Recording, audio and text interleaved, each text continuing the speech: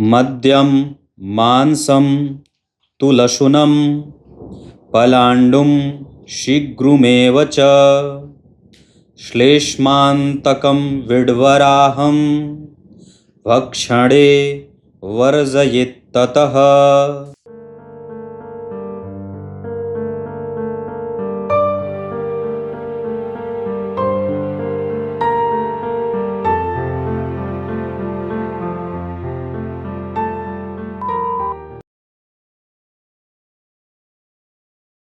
प्रिय दर्शकों, नमस्कार। एक बार फिर से उपस्थित हूं आप सबके सामने गुरुवार के कार्यक्रम में। जैसे कि आप लोग जानते हैं, गुरुवार के कार्यक्रम में मैं गुरु से संबंधित आज एक महत्वपूर्ण बात बताने वाला हूं। ये देवगुरु बृहस्पति ऐसे ग्रह हैं जो व्यक्ति के जीवन को आलोकित करते हैं, शुद्ध रोशनी देते हैं, अशुद्ध नहीं। मैंने किसी आचार्य को सुना था, शायद उनका नाम आचार्य पंकित ऐसा ही है, कोई नाम ऐसा ही है। पर उनकी एक वीडियो मैंने देखी थी। उस वीडियो में उन्होंने लिखा था कि जितने खराब गुरु उतना अच्छा जीवन, और ऐसा ही उनका थंबनेल था शायद, पता नहीं, अब किसी ने मुझे भेजा था, पर मैं नाम लेकर के ही कह रहा हूँ। अब दुनिया भर की बातें हैं, नाम तो किसी का नहीं लेना चाहिए, पर फिर भी ये बात मैंने देखी थी, इस वजह से स्पष्टतया ये बात कर रहा हूँ। अब वो कार्यक्रम क्या था भगवान जाने, पर वो थंबनेल जो लिखा था उसमें ये इन्होंने लिखा था कि जितने खराब गुरु उतना अच्छा जीवन, या जितने अच्छे गुरु उतना खराब जीवन। मैं कार्यक्रम की बात ही नहीं कर रहा, मैं सिर्फ इतनी बात कह रहा कि ये वाक्यांश ही गलत है। ये जो पूरा सेंटेंस बना है ये गलत है, क्योंकि आज हम जिन ग्रंथों को पढ़ते हैं, जितने भी ज्योतिष के आचार्यों के मत हमारे पास चाहे कैसे भी करके आए हैं, श्रुत परंपरा से हों या लेखन पद्धति से हों, वो जहां से भी आए हैं वो अच्छे गुरु से प्रभावित लोगों से आए हैं। हाँ, और मैं किसी को कमजोर, मजबूत या किसी को नीचा दिखाने के लिए बात नहीं कर रहा कि वो ऐसा है, ऐसा नहीं है, उससे मुझे कोई मतलब नहीं है।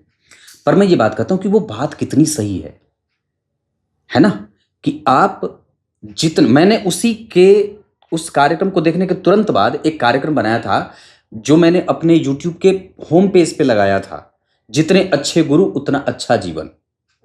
और फिर गुरुवार के कार्यक्रम में ये बात मैं आप लोगों से कहता हूं कि कभी भी देव गुरु बृहस्पति जिस व्यक्ति की कुंडली में, अब इसको आप उलट फेर करके, घुमा फिरा करके अपनी बात सिद्ध करें, वो अलग एक मुद्दा होगा, पर विषय ये है कि जितने अच्छे गुरु होंगे उसका जीवन उतना ही बढ़िया होगा। आप चाहे पृथ्वीराज चौहान की कुंडली में देख लीजिए, आप चाहे राजेंद्र प्रसाद जी की कुंडली में देख लीजिए माननीय, आप चाहे बिल गेट्स जी की कुंडली में देख लीजिए। जिस व्यक्ति के जीवन में संगठित करने की शक्ति, सत्य को समझने की शक्ति, धर्म को धारण करने की शक्ति है ना, धर्म को धारण करने की शक्ति जितनी मजबूत होगी वो उसके गुरु के कारण होगी। हम इस कलयुग में गुरु को सिर्फ भौतिकीय सुख से नहीं जोड़ सकते, और देवगुरु बृहस्पति हमें सदाचरण सिखाते हैं। जिस व्यक्ति की कुंडली में देवगुरु बृहस्पति ऊंचे हों, अच्छे हों, ऊंचे अच्छे का अर्थ है कि अच्छे हों, मतलब उसकी कुंडली के लग्न पे, लग्नेश पे, चंद्रमा पे या स्वभाव भाव द्वितीय और अष्टम भाव पे अगर देवगुरु बृहस्पति की दृष्टि पड़ जाए तो मजा आ जाए। फिर ये आपको विलक्षण बनाते हैं, यशस्वी बनाते हैं, ये आपको स्वार्थी नहीं बनाते, ये आपको बदबूदार नहीं बनाते, खुशबूदार बनाते हैं।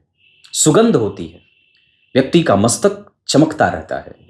वो भगवान भोलेनाथ का उपासक, ठाकुर जी की पूजा करने वाला, सभी देवताओं में विनम्र विश्वास रखने वाला, मोक्ष के मार्ग को जानने वाला, श्रेष्ठ आचरण करने वाला, दान पुण्य, पूजा पाठ, धर्म, इन सभी चीजों से उसका जीवन सराबोर रहता है।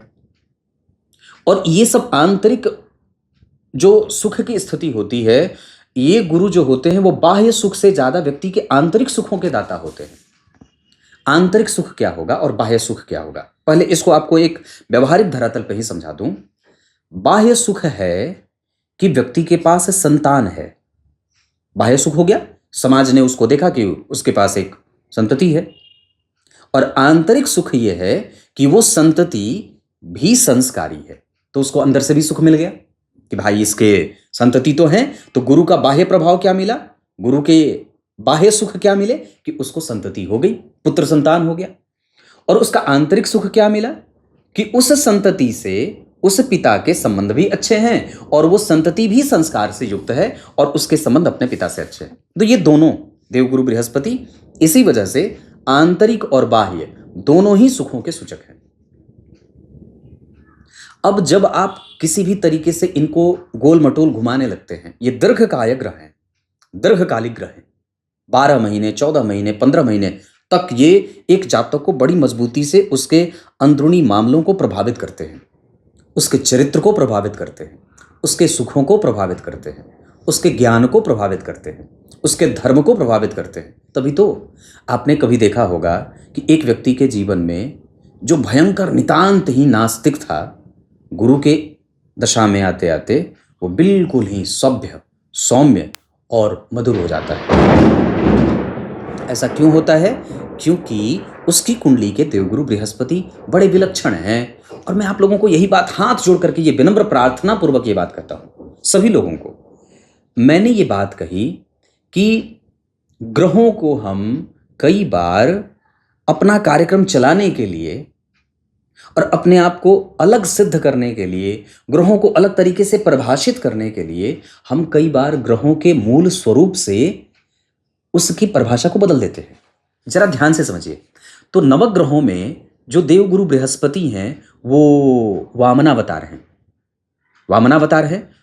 उससे आपको क्या मिलता है कि संपूर्ण त्रिलोक के जो राजा थे, राजा बलि को अपने आकार से उन्होंने नहीं हराया, अपनी बुद्धि से हराया। पहले बुद्धि का इस्तेमाल किया, फिर आकार से उसके समस्त लोकों के स्वामी बन गए और स्वयं को उसका द्वारपाल बनाया, स्वयं को उसका द्वारपाल बनाया। माता लक्ष्मी राजा बलि की बहन बनती हैं, तब से रक्षाबंधन का पर्व शुरू होता है और स्वयं भगवान विष्णु, भगवान नारायण उसके द्वारपाल बने। तो ये व्यक्ति को एक तरफा कैसे बना सकते हैं? नहीं बना सकते। मुझे यह लगता है कि दैवज्ञ होता है ज्योतिषी, वो किसी भी तरीके से अपने फलादेश में ग्रहों को और ग्रहों की परिभाषा को जो आचार्यों ने हम तक पहुंचाई है, जो हमारे पूर्वजों ने हमें हमारे तक उस विषय को पहुंचाया है, उस सारभूत तत्वकोश को हमारे सामने रखा है, हम उसे बदल नहीं सकते। जो लिखा है वही बताया, वो दैवज्ञ ज्योतिषी है। अपना मत लगा दिया और उसमें बदलाव कर दिया, कुछ अपना रिसर्च किया या नहीं किया, पर उसमें अपना एक मत डाल दिया, ठूंस दिया जबरदस्ती, वो दैवज्ञ ज्योतिषी नहीं है ना। तो मेरे कहने का सीधा अर्थ है कि सारे ग्रह जैसे, तो तभी तो नवग्रहों में सबसे महत्वपूर्ण ग्रह किसे कहा गया? सबसे महत्वपूर्ण चंद्रमा, उसके बाद सूर्य, और फिर तीसरे नंबर पे गुरु आ जाते हैं। तीसरे नंबर पे न तो शनि आते हैं, न तो शुक्र आते हैं, न तो बुध आते हैं, न तो राहु केतु आते हैं। और सूर्य और चंद्रमा तो होंगे ही। सूर्य और चंद्रमा तो प्रकाशक ग्रह हैं, ये तो प्रकाश करने वाले हैं, इनके ही प्रकाश से तो सारे ग्रहों को रोशनी मिलती है। तो ये तो आप नवग्रहों में जो ये सूर्य और चंद्रमा है, इनको तो आप अलग ही रखिए, क्योंकि सारी राशियों के स्वामी तो पहले सूर्य और चंद्रमा ही थे। बाद में जब ग्रहों का वर्गीकरण हुआ, राशियों का वर्गीकरण हुआ, तो पंच तारा ग्रहों में मंगल, बुध, गुरु, शुक्र और शनि, ये 5 जो पंच तारा ग्रह हैं, इनमें तो सबसे प्रमुख तो मंगल, देवगुरु बृहस्पति ही हो गए ना जी। पंच तारा ग्रहों में तो सबसे प्रमुख तो देवगुरु बृहस्पति ही हो गए। प्रकाशक ग्रह में सूर्य और चंद्रमा हो गए। तो एक तरीके से देखें तो दूसरे दृष्टिकोण से तो आपको सबसे प्रमुख ग्रह के रूप में तो देवगुरु बृहस्पति ही बन गए। बने कि नहीं बने? और जरा ध्यान से देखें तो देवगुरु बृहस्पति के पास जन्म कुंडली के 12 भाव में से सबसे ज्यादा भावों के कारक देवगुरु बृहस्पति ही हैं। यह बात आप झुठला नहीं सकते।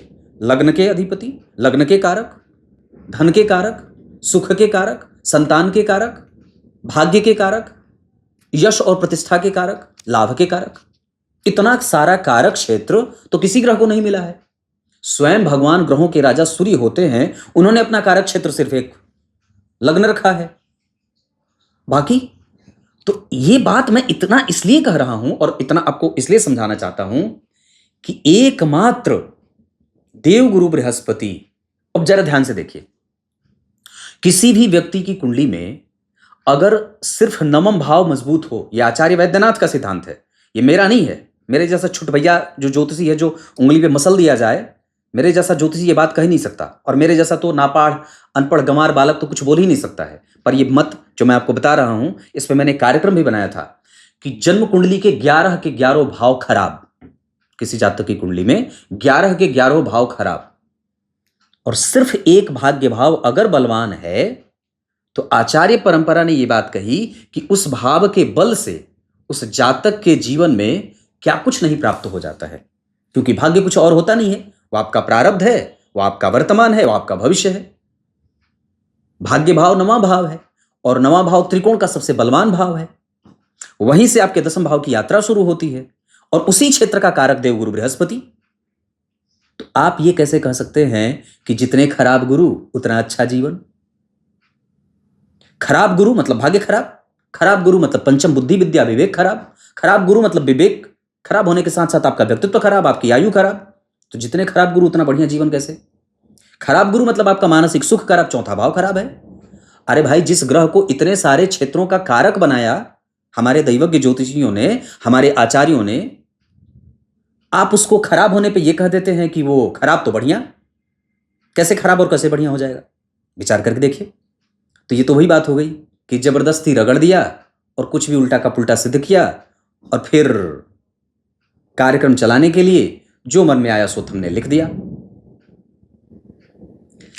इस कारण से मैं ये बात कहता हूं, किसी का विरोध नहीं, पर हां, इस ज्योतिष जैसे विषय, महान विषय का, जो वेदों को भी नेत्र दे दे कि इस समय प्रकाशित हो, इस समय धरती पे उतारा जाए, इस समय भगवान करवट लेंगे, इस समय भगवान सोएंगे, इस समय भगवान जागेंगे, ये कौन बताता है?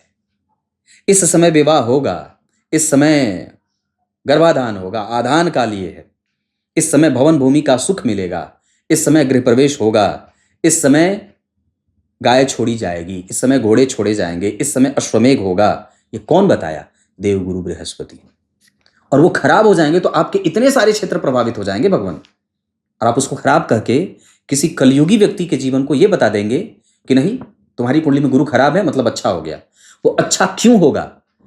जो दुर्योधन होगा तो अच्छा होगा, क्योंकि उसने एकादशी तो किया नहीं था, एकादशी तो महाराज युधिष्ठिर ने किया था। तो कलयुगी मनुष्य को अगर आप दुर्योधन की दृष्टि से देखते हैं, तब आपकी कुंडली में देवगुरु बृहस्पति खराब रहेंगे तो आप अच्छे हैं। लेकिन अगर देवगुरु बृहस्पति, अगर युधिष्ठिर, भगवान महाराज युधिष्ठिर की कुंडली में देवगुरु बृहस्पति, युधिष्ठिर की कुंडली में देवगुरु बृहस्पति मजबूत नहीं होते, तो क्या उनके अंदर वो त्याग और तपस्या आती? क्या उनके अंदर वो धर्मराज के गुण आते? और क्या उनके अंदर वो सत्य प्रतिज्ञा पालन करने की शक्ति आती? नहीं आती। फिर वो भी दुर्योधन हो जाते। बात है कि नहीं है? अगर मैं गलत कह रहा हूं तो आप लोग मुझे काट दीजिए कि नहीं, आप गलत बोल रहे हैं यहां पे। तो किसी भी व्यक्ति के अंदर जो धर्म पालन की शक्ति आती है वो देवगुरु बृहस्पति से आती है। किसी भी व्यक्ति के अंदर जो सदाचार आता है वो देवगुरु बृहस्पति से आता है। किसी भी व्यक्ति के अंदर जो मानसिक सुख आता है वो देवगुरु बृहस्पति से आता है। किसी भी व्यक्ति के अंदर जो बाह्य और आंतरिक जो आध्यात्मिक उन्नति आती है वो देवगुरु बृहस्पति से आती है। गाय की सेवा, पूर्वजों का समादर, ब्राह्मणों का आदर, माता पिता की आज्ञा का पालन, अपने कुल पुरोहित की आज्ञा का पालन, उनकी सेवा सत्कार, उनके लिए दान पुण्य करना, धर्म को समझना, ये कौन देता है? देवगुरु बृहस्पति देते हैं। इसी वजह से मैंने नाम पहले ले लिया है ना। तो कहने का अर्थ ये है। अब कार्यक्रम के आरंभ में जो मैंने बात कही है उसका अर्थ, जो श्लोक बोला था उसका अर्थ बता दूं। अब ये बात जो है, ये कई बार लोग पूछते हैं कि पंडित जी, अगर मैं प्याज लहसुन खा रहा हूं या खा रही हूं तो क्या मुझे रुद्राक्ष धारण करना चाहिए? तो आप लोग शिव पुराण के विश्वेश्वर संहिता के पेज नंबर 188 और श्लोक संख्या है 43। शिव पुराण विश्वेश्वर संहिता पेज नंबर 188 और श्लोक संज्ञा है 43। उसमें स्पष्टतया लिखा है, रुद्राक्षधारी पुरुष अपने खान पान में मदिरा, मांस, लहसुन, प्याज, सहीजन, लिशोड़ा और विटवराह, पता नहीं ये किसी को बोलते होंगे, आदि को त्याग दे। गले में रुद्राक्ष की माला और हाथों से प्याज का काटना और प्याज का भक्षण करना, लहसुन, प्याज, मदिरा, मांस, इन सभी चीजों का परित्याग कर देना चाहिए। और ये मैं अपने मन से नहीं कह रहा, इस पे आप लोगों को कई सारे संत महात्माओं की बात मिल जाएगी कि नहीं आप खा सकते हैं, पहन सकते हैं, पी सकते हैं। पर मैं वही बात कह रहा हूं जो भगवान वेदव्यास ने अपने शिव पुराण के प्रथम खंड में लिखा है। तब तक के लिए बहुत बहुत नमस्कार।